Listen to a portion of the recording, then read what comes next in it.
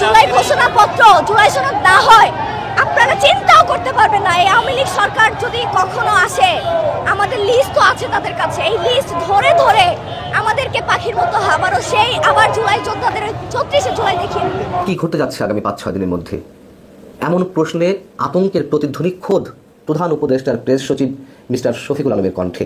আওয়ামী লীগের নেতাকর্মীদেরকে কি প্রশিক্ষণ দিচ্ছিল? কি এমন প্রশিক্ষণ দিয়ে কি গেরিলা যুদ্ধ করবে? গেরিলা ট্রেনিং দিচ্ছিল? দেশ উল্টায় দেবে? এটা কিছুটা অবাস্তব হলেও হতে পারে। এখন নানা নাশকতা তো চালা একটা অস্থিরতা তৈরি করতে পারে। দর্শক আসসালামু আলাইকুম, আজকের ভিডিওটি খুবই গুরুত্বপূর্ণ, আপনারা সম্পূর্ণ দেখবেন। সম্মানিত দর্শক শ্রোতা, জুম্মার নামাজের পরেই ঢাকা একেবারে রণক্ষেত্রে পরিণত হয়েছে। পুরো শাহবাগ যমুনার সামনে দিয়ে পুরো উত্তাল পরিবেশ। প্রিয় দর্শক শ্রোতা, ডক্টর মোহাম্মদ ইউনূসের পতন আজকে নিশ্চিত হবে। ডক্টর মোহাম্মদ ইউনূসের পতন আর কেউ আটকাতে পারবে না। প্রিয় দর্শক শ্রোতা, এইদিকে আওয়ামী লীগের গেরিলা বাহিনী, আওয়ামী লীগের প্রশিক্ষণপ্রাপ্ত গেরিলা বাহিনী হামলা করেছে। প্রিয় দর্শক, সবকিছু মিলিয়ে কঠিন বিপদে ডক্টর ইউনূস। সমন্বয়কদের যেখানেই পাচ্ছে সেখানে কুকুরের মতো পিটাচ্ছে আওয়ামী লীগের নেতাকর্মী এবং সাধারণ শিক্ষার্থী। এইদিকে আবার শিক্ষার্থী এবং পুলিশের মধ্যে দফায় দফায় সংঘর্ষ চলতেছে। প্রিয় দর্শক, ডক্টর মোহাম্মদ ইউনূসকে আটকানো যাচ্ছে না, তার পদত্যাগ হবেই। দর্শক, বেশি কথা না বাড়িয়ে আমরা মূল ভিডিওতে চলে যাই। আপনারা মনোযোগ সহকারে বিস্তারিত ভিডিওগুলো সম্পূর্ণ দেখতে থাকুন।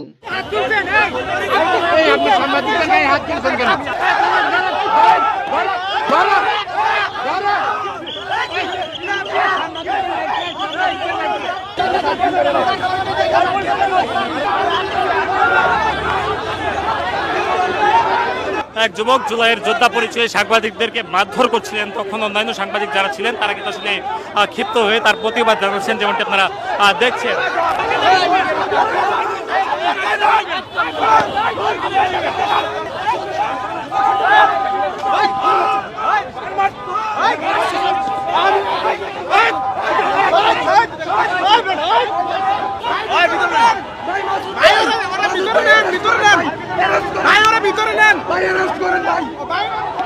যোদ্ধা পরিচয়ে এক যুবক সাংবাদিকদের গায়ে হাত তুলছিলেন এবং সাংবাদিকদেরকে আসলে তিনি গালিগালাজ করছিলেন এবং সেই যুবককে এখানে অন্যান্য যারা গণমাধ্যম কর্মী আছেন তাকে আসলে তার প্রতিবাদ জানাচ্ছিলেন। তাকে পুলিশ বুঝিয়ে সরিয়ে নেওয়ার চেষ্টা করলেও জুলাই ঘোষণাপত্র, জুলাই সনদ না হয় আপনারা চিন্তাও করতে পারবেন না। এই আওয়ামী লীগ সরকার যদি কখনো আসে, আমাদের লিস্ট তো আছে তাদের কাছে, এই লিস্ট ধরে ধরে আমাদেরকে পাখির মতো আবারও সেই আবার জুলাই যোদ্ধাদের 34শে জুলাই দেখিয়ে জুলাই সনদ দিতে দেরি হচ্ছে কেন সেটা বড় কথা না। কথা হচ্ছে এটা কিছু লেজুর আছে এখনো যারা চেয়ারে বসে আছে, কিছু আওয়ামী লীগের দালালেরা, কিছু সচিবেরা, তাদের কারণেও এমনও হতে পারে যে সরকার একটা খাঁচায় বন্দি, হয়তো তারা যা বুঝাচ্ছে সে তাই বুঝতেছে। কিন্তু এটা আমি সরকারকে দোষ দিব না। আমি সরকারকে এতটুকু দৃষ্টিভঙ্গি করছি আমাদের জুলাই যোদ্ধা আহতদের থেকে, যে আপনি একটু এটা নিখুঁতভাবে দেখেন যে আসলে এটার ভিতরের ফোরামটা কে কে আছে। এবং আমাদের দাবি একটাই, আমাদের এই যত আহত ভাইরা আছে, বোনেরা আছি, যারা তাদের জীবনের একটা নিরাপত্তা, হয়তো জুলাই সনদ দেখ, হয়তো আমাদের চিকিৎসার একটা ভালো ব্যবস্থা করে দিক, এতটুকুই হচ্ছে আমাদের চাওয়া। আমাদের একটাই পরিচয়, আমরা জুলাই যোদ্ধা।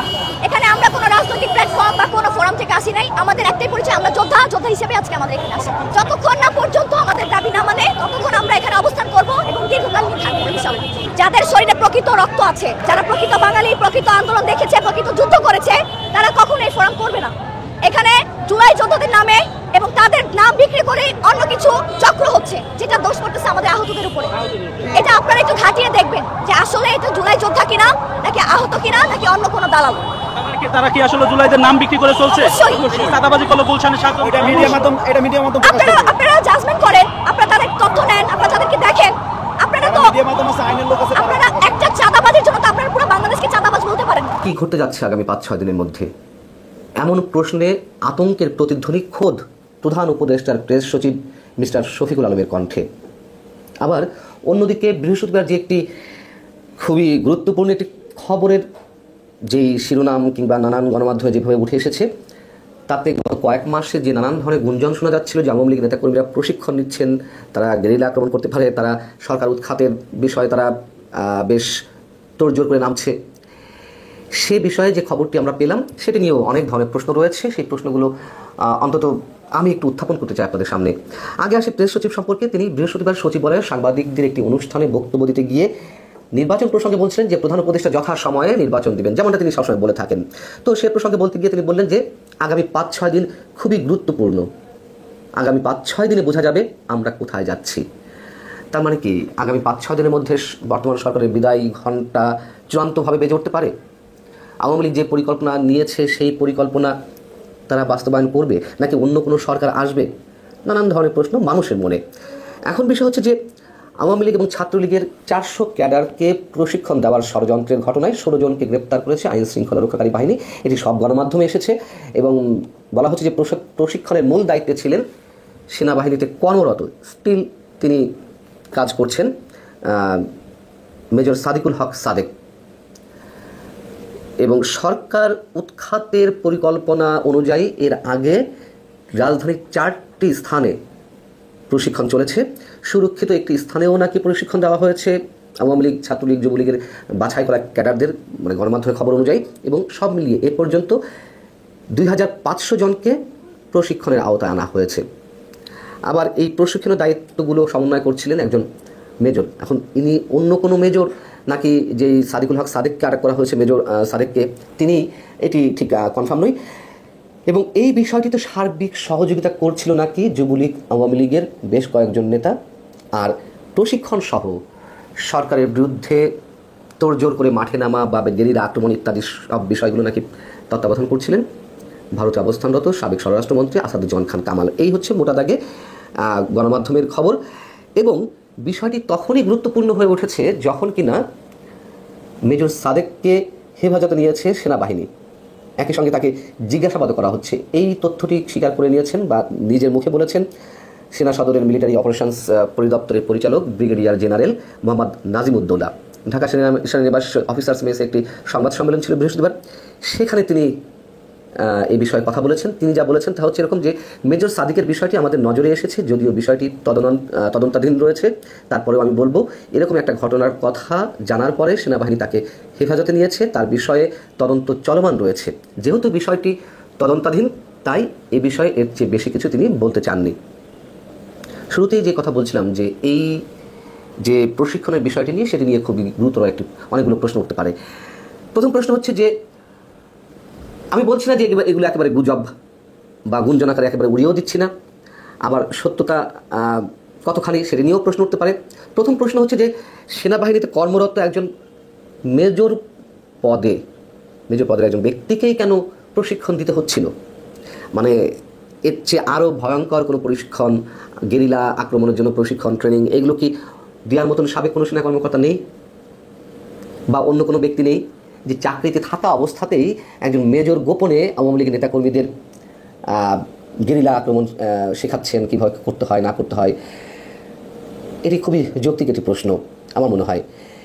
এবং এর সাথে আরও যেই প্রশ্নগুলো উঠতে পারে, এই যে 16 জনকে আটক করা হলো, এমনি 5 আগস্ট অভ্যুত্থানের 1 বছর পূর্তি উপলক্ষে সরকার নানান ধরনের চাপে রয়েছে, এক ধরনের আতঙ্কে রয়েছে। আওয়ামী লীগ কী করে না করে তার নানান ধরনের লক্ষণ আমরা দেখেছি তাদের বিভিন্ন কর্মকাণ্ডে। এবং পুলিশের পক্ষ থেকেও 11 দিন কড়া নিরাপত্তা ব্যবস্থা বজায় রাখার জন্য নানান পর্যায়ে নির্দেশনা দেওয়া হয়েছে, সেটিও আমরা জানি। তাহলে সেই জায়গা থেকে যদি প্রশ্ন করি, এর আগে যত ধরনের অভিযান হয়েছে, ডেভিল হান্ট থেকে শুরু করে, অপারেশন ডেভিল হান্ট থেকে শুরু করে আরও নানান ধরনের অভিযান, চোর ছাত্রদের বিরুদ্ধে, সন্ত্রাসের বিরুদ্ধে, চাঁদাবাজদের বিরুদ্ধে, সব জায়গায় আটক হয়েছে আওয়ামী লীগের নেতাকর্মী। এটি কেউ সেই ধরনের কোনো উপলক্ষ আওয়ামী লীগের নেতাকর্মীদের ঢালাওভাবে আটকের? এবং যেটি জানা গেছে গণমাধ্যমে যে বসুন্ধরা গ্রুপের মধ্যে কোনো নির্জন কোনো স্থানে বা সুরক্ষিত কোনো স্থানেও নাকি প্রশিক্ষণ দেওয়া হচ্ছিল।